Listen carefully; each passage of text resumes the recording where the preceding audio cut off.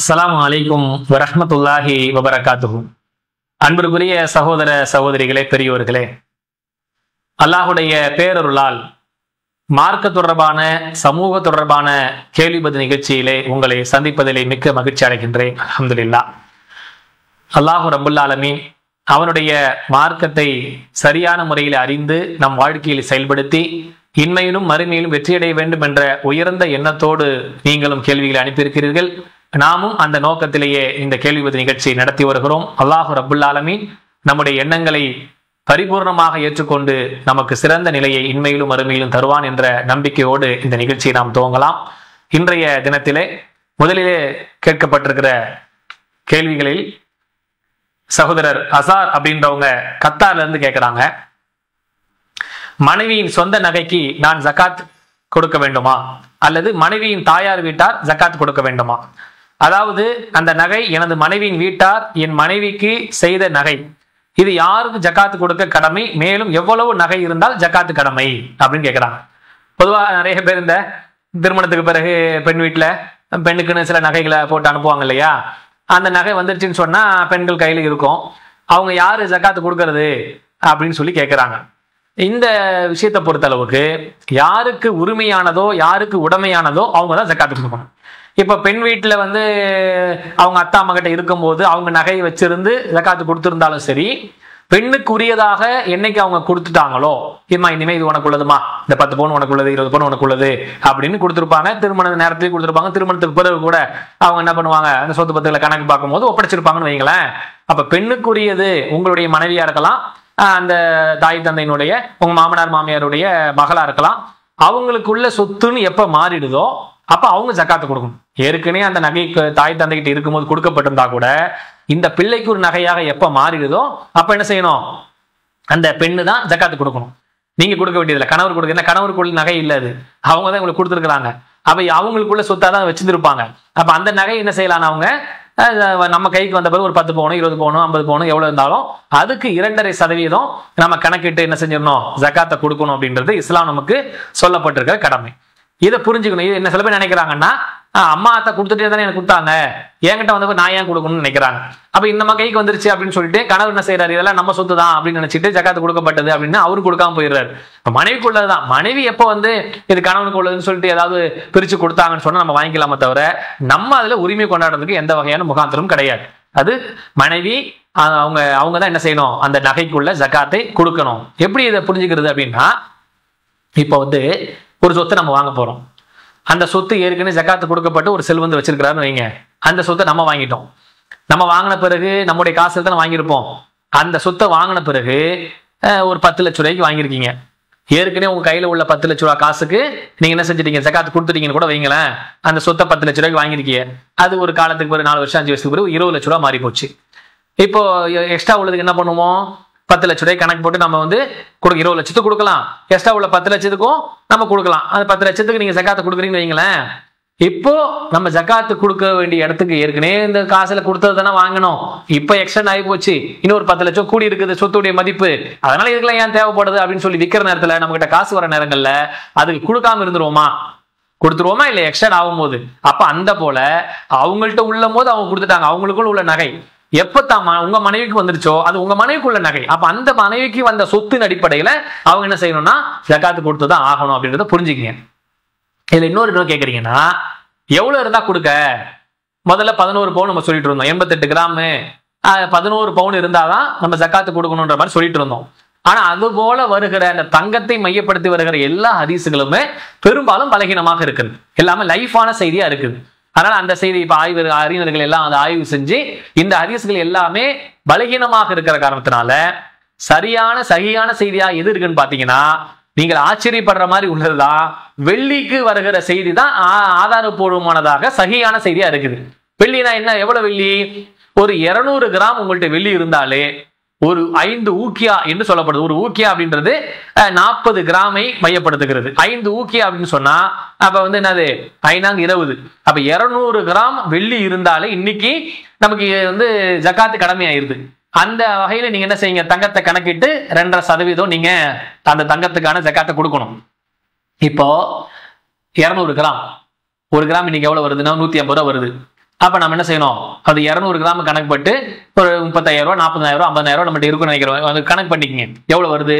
ஒவ்வொரு நேரத்துக்கு 250 ரூபா ஆகலாம், 200 ஆகலாம், 300 ஆகலாம். அது கிராம் கூடு குறைய செஞ்சுக்கிட்டே இருக்கும். அப்ப இன்னைக்கு உள்ள கணக்குப்படி ஒரு 150 ரூபா உதாரணத்துக்கு வைங்களேன். 150 × 200 200 கிராமுக்கு என்ன அமௌண்ட் வருது பாருங்க. அப்ப நம்ம கிட்ட இருக்கிறது என்ன இருக்கும், அதை விட கூடுதலான தங்கமா தான் இருக்கும். 200 கிராம் வெள்ளி வந்து கணக்கிட்டு பாத்தீங்கன்னா இன்னும் 40,000 50,000 அதிகபட்சக்குள்ள வந்தா பெரிய விஷயம். அப்போ நம்மகிட்ட இருக்கிறது பாத்தீங்கன்னா இன்னைக்கு தங்கம் 1 கிராம் 1 பவுன் 1 லட்ச ரூபாய் ஆகி போச்சு. ஒரு 10 பவுன் தான் 10 லட்ச ரூபாய் ஆயிடுச்சு. அப்ப நம்ம 10 லட்சத்துக்கு 2% கணக்கு பண்ணி ஜக்காத்தை கொடுக்க வேண்டிய ஒரு கடமைக்கு நம்ம வந்துடுறோம். ஜக்காத்து கடமை என்பது எப்போ ஆகுதுன்னா, ஒரு 200 கிராம் வெள்ளி இருந்தாலும் ஜக்காத்து கடமை ஆயிருது. இப்ப நம்மகிட்ட இருக்கிறது எத்தனை பவுன் கணக்கு பண்ணி நீங்க 2% ஜக்காத்தை கொடுத்துருங்க. இதுதான் நீங்க கேட்கிற சந்தேகத்துக்கான பதில். இதுல ஏதாவது உங்களுக்கு குறுக்கு கொஸ்டின் இருந்து சொன்னா நீங்க இன்ஷா அல்லாஹ் மீண்டும் அனுப்பிவிடுங்க. தேவைப்பட்டால் அடுத்த வாரத்தை கூட உங்களுக்கு பதில் சொல்லிக்கலாம்.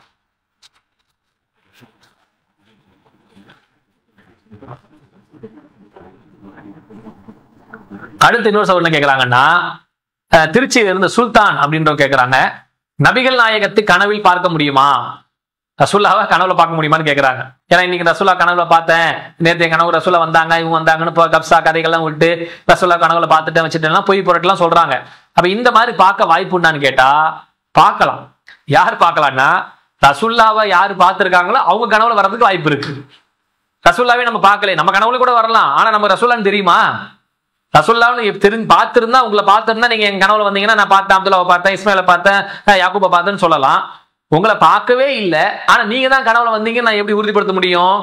அதனாலதான் ரசூல்லா அழகா சொல்லிட்டு போனாங்க, கனவில் என்னை கண்டவர் என்னையே கண்டார், ஷைத்தான் என் உருவத்தில் வரமாட்டான்.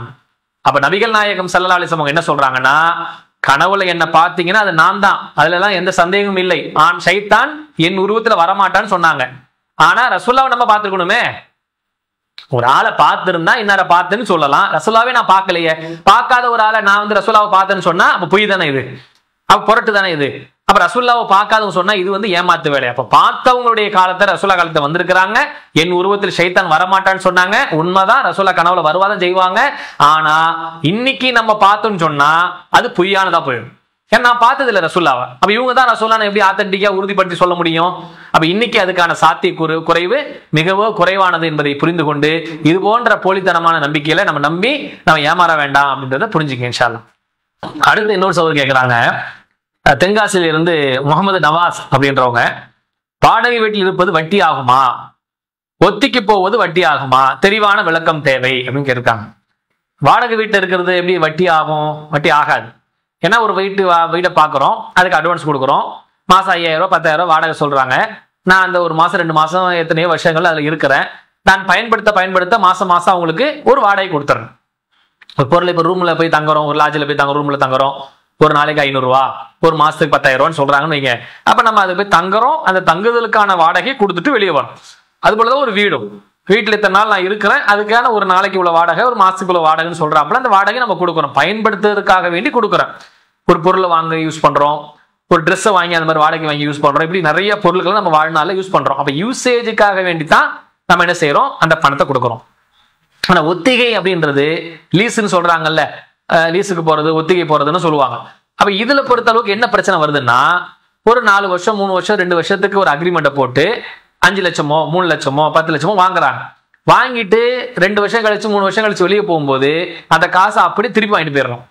அப்ப நம்ம 2 வருஷம் 3 வருஷ காலம் பயன்படுத்தினதுக்கு என்ன அவங்களுக்கு கொடுத்தீங்க? ஒண்ணுமே இல்லையே. அந்த பயன்பாட்டை நான் யூஸ் பண்ணிக்கிட்டேன், என்னுடைய காசையும் முழுமையா வாங்கிக்கிட்டேன். அப்போ ஒரு இடத்துல வட்டிக்கு வாங்குற மாதிரி தான் ஆகுது. ஒரு இடத்துல நீங்க 10 லட்சம் 5 லட்சம் வட்டி வாங்குறீங்க. வாங்கும்போது என்ன சொல்றேன், 5 லட்சம் வாங்கணும்னு சொன்னா நீ 6 லட்சம் கட்டு, அப்ப கூடுதலா கட்டு, வாங்கினதை விட கூட கட்டு அப்படின்னு சொல்றான். அப்ப நம்ம இங்க அதே மாதிரி தான், நம்ம காசையும் கொடுத்துட்டு காசையும் வாங்கிக்கிட்டோம், நம்ம பயன்பாட்டையும் 2 வருஷம் யூஸ் பண்ணிக்கிட்டோம். அப்ப அந்த யூஸ்பேஜ் என்பது எந்த வகையிலுமே அவருக்கு வருமானம் கொடுக்காம நம்ம பயன்படுத்திட்டு வந்தது என்பது ஒரு வட்டிக்கு ஒத்தானது போல தானே இருக்கு.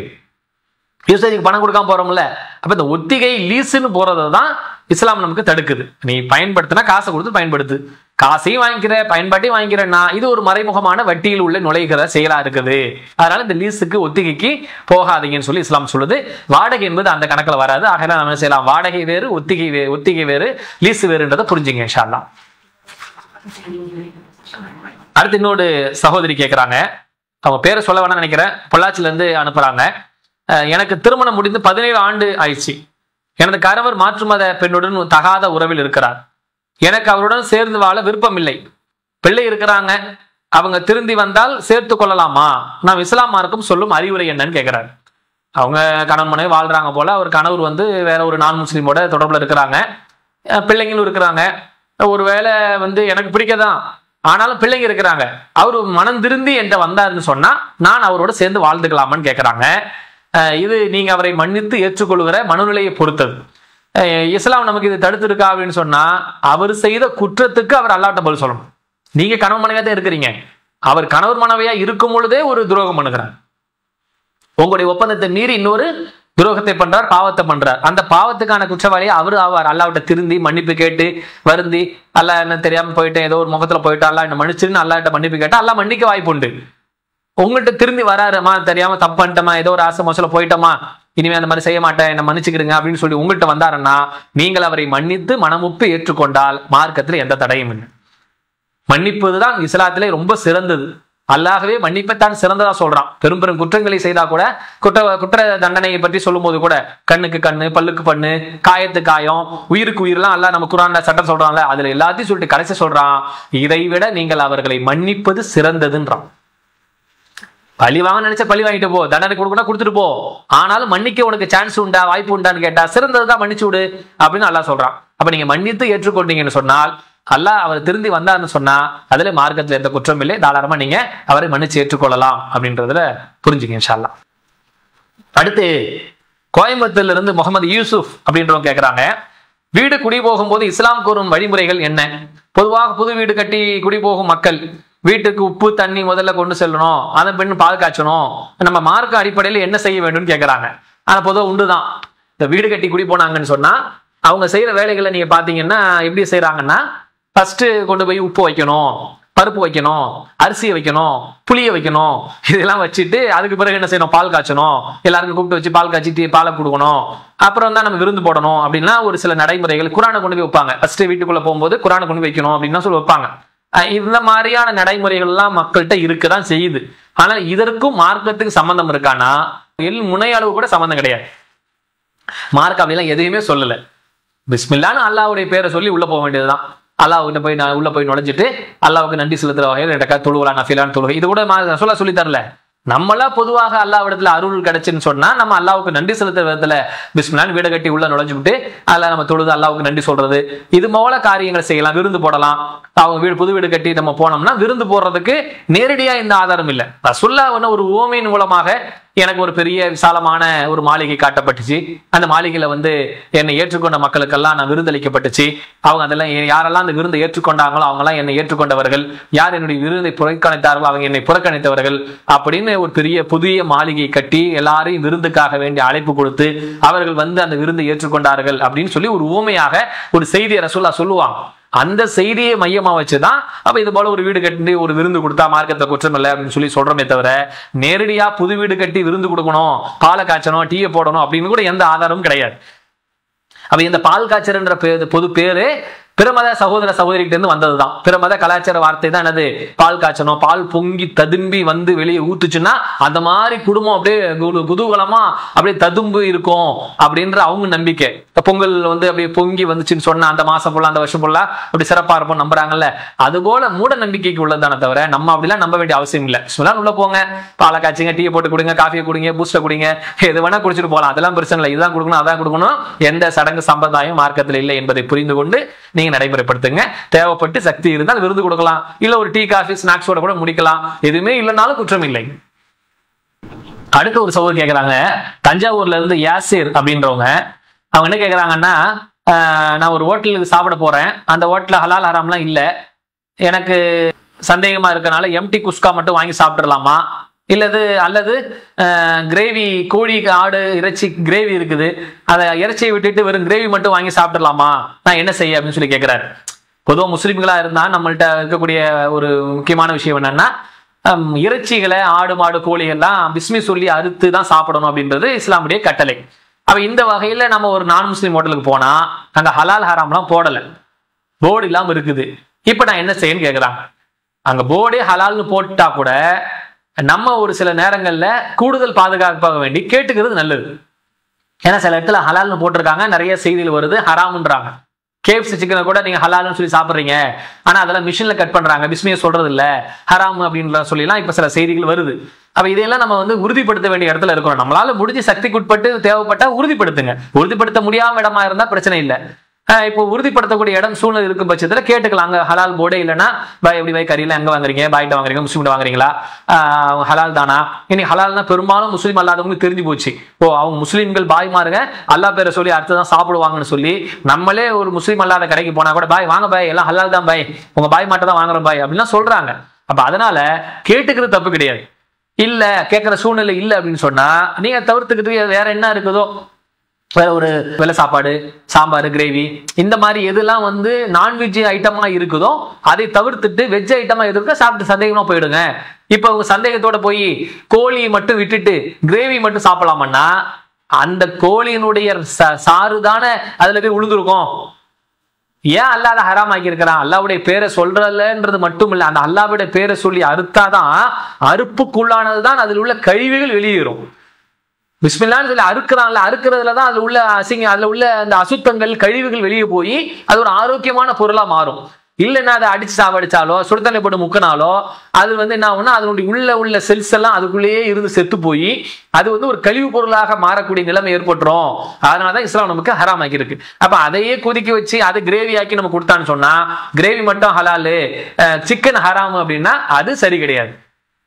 பன்றியினுடைய இறைச்சி அல்ல ஹராம் ஆக்கியிருக்கான். சரி, பன்றி இறைச்சி தானே ஹராமு, எலும்பு ஹலால்னு சாப்பிட முடியுமா? எல்லாமே ஹராம் தான் மொத்தத்துக்கு. அந்த அறுக்கப்பட்டு போட்ட அந்த சால்னால போட்டா அது எல்லாமே ஹராம் தான். அதனால அதை பத்தி நீ இதை சாப்பிடலாமா அதை சாப்பிடலாமா கேட்டா ரெண்டுமே சாப்பிடக்கூடாதுதான். நீங்கள் தெளிவுபடுத்திக் கொள்ளுங்க. தெளிவுபடுத்தக்கூடிய சூழ்நிலை இல்ல, குழப்பமா இருக்கு அப்படின்னு சொன்னா அதை தவிர்த்துக்கிட்டு அசுரா சொன்ன மாதிரிதான் ஹலாலுன் பையினா ஹராமுன் பையினும், ஹலாலும் தெளிவு ஹராமும் தெளிவு. உங்களுக்கு சந்தேகத்து இடமா இருந்துச்சுன்னு சொன்னா அதை தவிர்த்துக்கிட்டுன்னு சொன்னாங்க சொல்ல. அப்ப சந்தேகமா இருக்கா தவிர்த்துட்டு நீங்க வேற சாப்பிட்டு போயிட்டு இருங்க, அதுதான் மார்க்கத்துக்கு வந்தது ஈமானுக்கு வந்ததுன்னு சொன்னாங்கல்ல, அந்த வகையில நம்ம அதை ஃபாலோ பண்ணீங்க இன்ஷா அல்லாஹ்.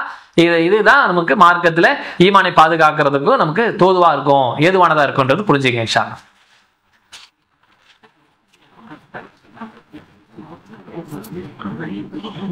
அடுத்த ஒரு சவுல் கேட்கிறாங்க, ஹயா அப்படின்றவங்க மண்ணடியில இருந்து கேட்கிறாங்க, எனக்கு இறைவன் கொடுத்ததற்கு இறைவனுக்கு நன்றி செலுத்துவது எப்படி? நன்றி செலுத்துவது என்றால் என்ன? எத்தனை முறை நன்றி செலுத்த வேண்டும்?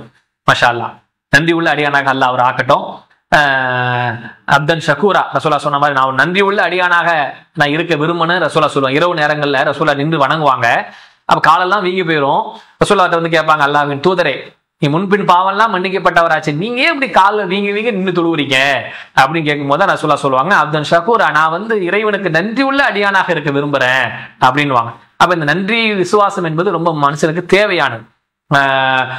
அல்லாவே ரசூலா கூட சொல்லுவாங்க, மனிதர்களுக்கு நன்றி செலுத்தாதவன் இறைவனுக்கே நன்றி செலுத்தவன் ஆக மாட்டான். அப்ப நன்றி விசுவாசம் ஒன்று இறைவனுக்காக இருந்தாலும் மனிதர்களுக்காக இருந்தாலும் இருப்பதை இஸ்லாம் ரொம்ப வலியுறுத்தது.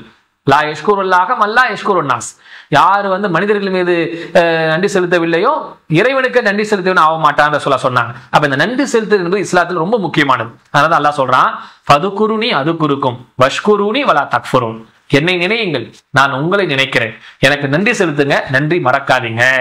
அப்ப இதுல என்ன தெரியுதுன்னா இறைவனுக்கு நம்ம நன்றி செலுத்திக்கிட்டே இருக்கணும். அவன் நம்மளை படைச்சதுல இருந்து நம்ம கொடுத்ததுல இருந்து நமக்கு நிறைய வந்து அருள்களை புரிந்ததுல இருந்து நிறைய நமக்கு அல்லாஹ் செஞ்சிருக்க கிருபைகளை நினைச்சு அல்லாஹ்வுக்கு நன்றி சொல்லணும், நன்றி சொல்லிக்கிட்டே இருக்கணும். அதான் அவர் கேட்கிறாரு, நன்றி எப்படி சொல்ல?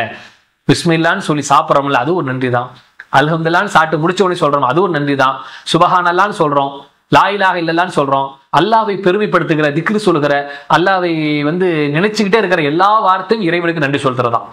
தொழுகை இருக்கிறதே நன்றி செலுத்தலே ரொம்ப பெரிய பிரதானமான ஒரு வணக்கம் தொழுகை, அல்லாஹ்வுக்கு நன்றி செலுத்துறதுதான். நோன்பு இறைவனுக்கு நன்றி செலுத்துறதுதான். ஜக்காத்து அதன் மூலியமாக மனிதர்கள் நன்றி அடைந்தாலும் கூட அது இறைவன் சொல்லியிருக்கிறான் அடிப்படையில் நீ செய்யறல்ல, அதுவும் அவர் நன்றி செலுத்துறது தான். அப்ப நன்றி செலுத்துதல் என்பது எல்லா வகையிலும் இறைவனை நினைத்து கொண்டிருப்பது தான். இறைவன் தான் எனக்கு இது தந்திருக்கிறான் அப்படின்னு நினைக்கிறீங்கல்ல, இறைவனுக்கு நீங்க நன்றி செலுத்துறீங்கல்ல, அதுதான் நன்றி. இன்னும் உதாரணம் சொல்ல போறதா இருந்தா, சுலைமான் அலைஹிஸ்ஸலாமுக்கு அல்லாஹ் நிறைய அருட்கொடையை கொடுத்திருந்தான். அந்த அருட்கொடையை கொடுத்திருக்கும் போது அவங்க அழகா அல்லாஹ்வுக்கு நன்றி செலுத்த விஷயத்தை எப்படி யோசிச்சாங்க பாருங்க. அங்க ஜின் கூட்டத்தோட உட்காந்து ஆலோசனை பண்றாங்க சுலைமான் அலைஹிஸ்ஸலாம். அப்போ வந்து பக்கத்து நாட்டில் இருக்கக்கூடிய ஒரு இளவரசி, சஃபா என்ற அந்த நகரத்துல உள்ள ஒரு இளவரசி சூரியனை வணங்கிட்டு இருக்காங்க. புது புது பறவை வழியா செய்தி வந்துருச்சு. இப்ப அந்த அரசியை இங்க வர வைக்கணும், நம்ம சபைக்கு வர வைக்கணும். இப்ப என்ன செய்ய அப்படின்னு யோசிக்கிற நேரத்துல ஒரு ஜின்னு சொல்லுது சுலைமான் அலைஹிஸ்ஸலாம் பார்த்து, நீங்க உட்கார்ந்த இடத்துல இருந்து எழுந்திருக்கிறதுக்குள்ள அந்த சஃபா நாட்டு இளவரசனுடைய சிம்மாசனத்தை நான் இங்க தூக்கிட்டு வந்துடுறேன் அப்படின்னு சொல்லுது. இன்னொரு இப்ரீத் என்ற ஜின்னு சொல்லுது, நீங்க உட்கார்ந்த இடத்துல எழுந்திருக்க வேண்டாம், கண்ணை மூடி கண்ணை திறக்கிறதுக்குள்ள நான் உங்களுக்கு தூக்கிட்டு வைக்கிறேன்னு. அந்த மாதிரி கண்ணை மூடி கண்ணை திறக்கிறதுக்குள்ளே அங்க உள்ள சிம்மாசனம் சுலைமான் அலைஹிஸ்ஸலாம் அரண்மனைக்கு வந்துருச்சு. பார்த்த உடனே என் இறைவன் இதை எதற்காக செய்திருக்கான் தெரியுமா? நான் நன்றி செலுத்துறேனா அல்லது நன்றி மறக்கிறேனா என்றை பார்ப்பதற்காக இறைவன் இதை ஏற்படுத்தியிருக்கிறான். ஆதா மின் ஃபதுலி ரப்பி, என் இறைவனின் அருட்கொடை என்று அந்த நேரத்தில் சொன்னார்கள். இது எனது இறைவனின் அருட்கொடை என்று சொன்னார்கள். அப்ப என்ன விஷயத்த சொன்னாங்க? அல்லாஹ் நமக்கு செய்கிற ஒவ்வொரு கிருபைக்கும், ஒவ்வொரு காரியத்துக்கும், ஒவ்வொரு செயலுக்கும் இறைவனுக்கு நன்றி பாராட்டி கொண்டே இருக்க வேண்டும் என்பதுதான் யதார்த்தமான செயல். புரிஞ்சுக்கங்க, நன்றி செலுத்துறது என்பது எல்லா வகையிலும் அல்லாஹ்வுக்கு சொல்கிற சுக்குறுகள் தான் நன்றி.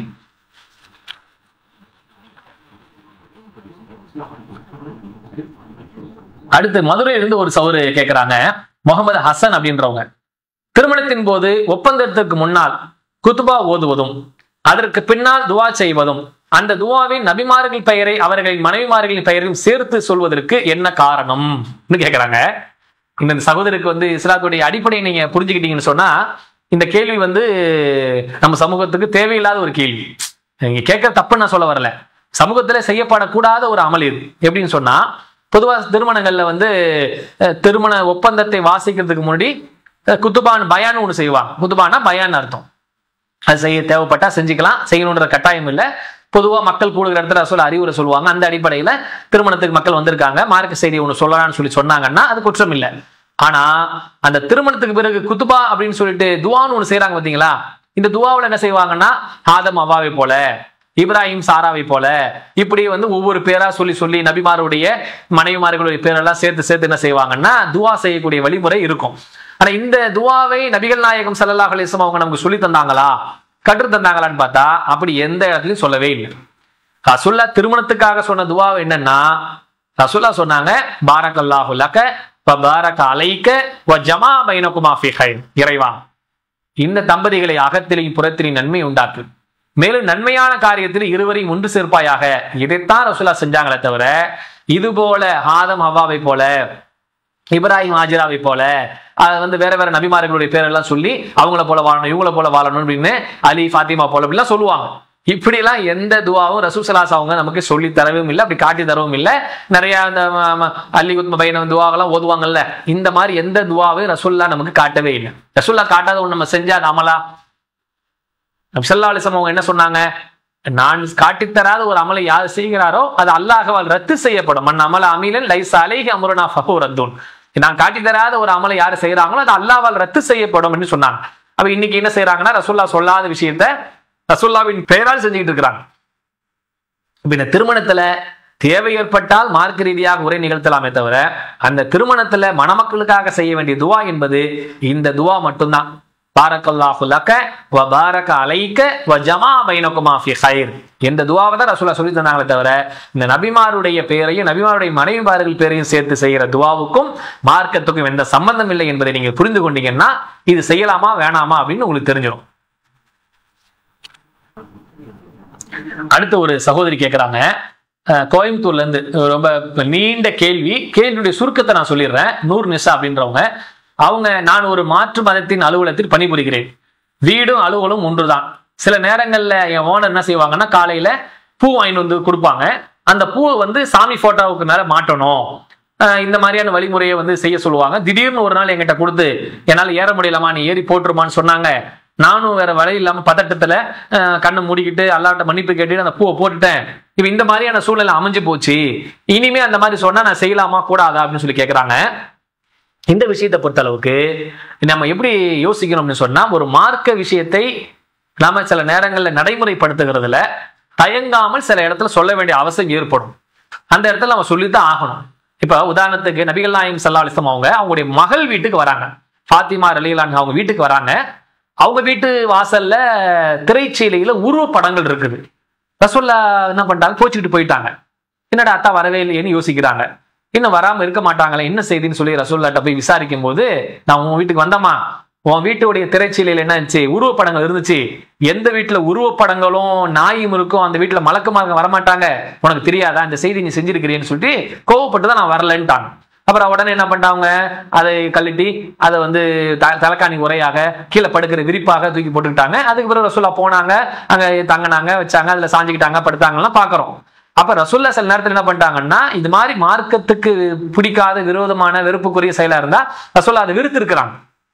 அப்ப நீங்களும் அவங்கள்ட்ட பொறுமையை எடுத்து சொல்லுங்க, இது மாதிரி எங்க நம்பிக்கையின்படி நாங்க அதை வணங்குறது இல்ல, இறைவன் ஒருவன் தான், ஒட்டுமொத்த உலகத்துன்னு இறைவன் ஒருவன் தான், அந்த மாதிரி போட்டோக்கள்ல வந்து இறைவன் சக்தி இருக்கிறதாக நீங்க நம்புறீங்க, நாங்க அந்த பூ போடுற வழக்கம்லாம் எங்கள்கிட்ட இல்ல, அது செய்யக்கூடாது, எங்களுக்கு குற்றமாயிடும் அப்படின்னு சொல்லி பொறுமையா அவங்களுக்கு கடவுள்னா எப்படிப்பட்ட தன்மையில உள்ளவன்றதை எடுத்து சொல்லி அந்த மாதிரியான விஷயங்களை அவங்கள்ட்ட தவிர்க்கிறதுக்கான வழிமுறைகளை அவங்களுக்கு எடுத்து சொல்லி புரிய வச்சு நீங்க அதை செய்யாம இருக்கிறது தான் சிறந்ததை தவிர, ஒரு நிர்பந்தம் வேலைக்கு சேர்ந்துட்டோம் அப்படின்னு சொல்லிட்டு நான் இன்னைக்கு பூ போட சொல்லுவாங்க, நாளைக்கு அம்மா 2 வத்தி ஏற்றி வைமானுவாங்க, நாளைக்கு விளக்கு ஏற்றி வைமானுவாங்க, ஒன்னும் இல்லாம அந்த கற்பனை மட்டும் காட்டிடுமான்னுவாங்க. சரி, காசுக்காக வேலைக்காக நாளைக்கு ஒவ்வொரு படிப்படியாக நாம் அப்படியே பின்னோக்கி இணை வைப்பினுடைய கொள்கைக்கு போற மாதிரி ஆயிடும், நம்முடைய அமல்கள்லாம் வீணா போயிடும். அல்லாஹ் திருக்குறான்ல சொல்றான், லா யுஷ்ரிகு பில்லாஹி ஃபகத் ஹர்ரம் அல்லாஹ் அலைஹில் ஜன்னா, யார் இணை கற்பிக்கிறார்களோ அவர்களுக்கு அல்லாஹ் சொர்க்கத்தை ஹராமாக்கி விட்டான்.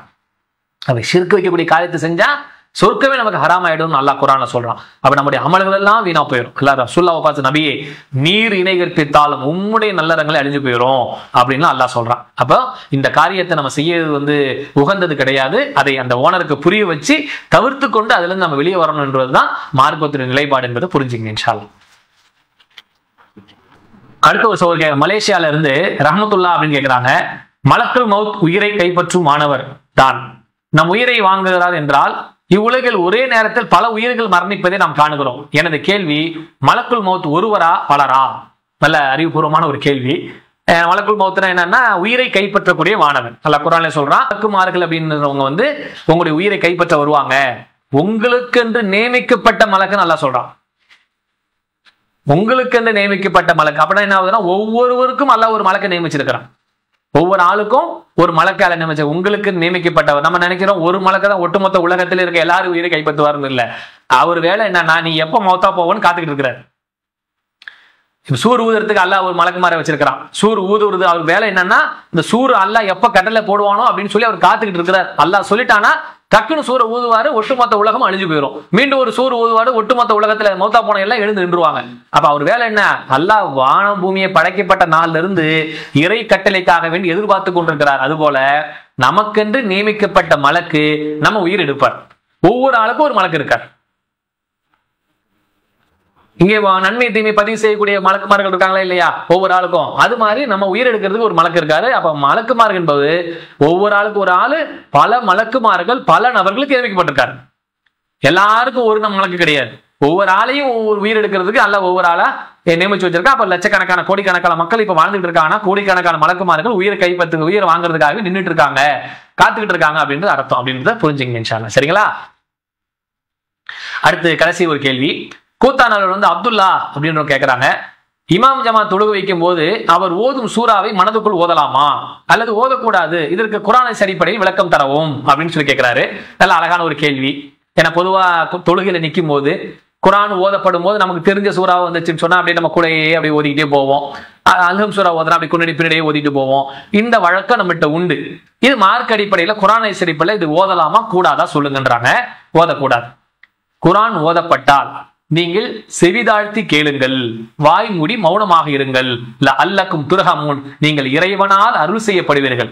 வைதா குலியல் குர்ஆனு ஃபஸ்தமிஉ லஹு, குர்ஆன் ஓதப்பட்டால் நீங்கள் செவிதாழ்த்தி கேளுங்கள், மௌனமாக இருங்கள், நீங்கள் அல்லாஹ்வால் அருள் செய்யப்படுவீர்கள் அப்படின்னு அல்லாஹ் குர்ஆன்ல சொல்றான்.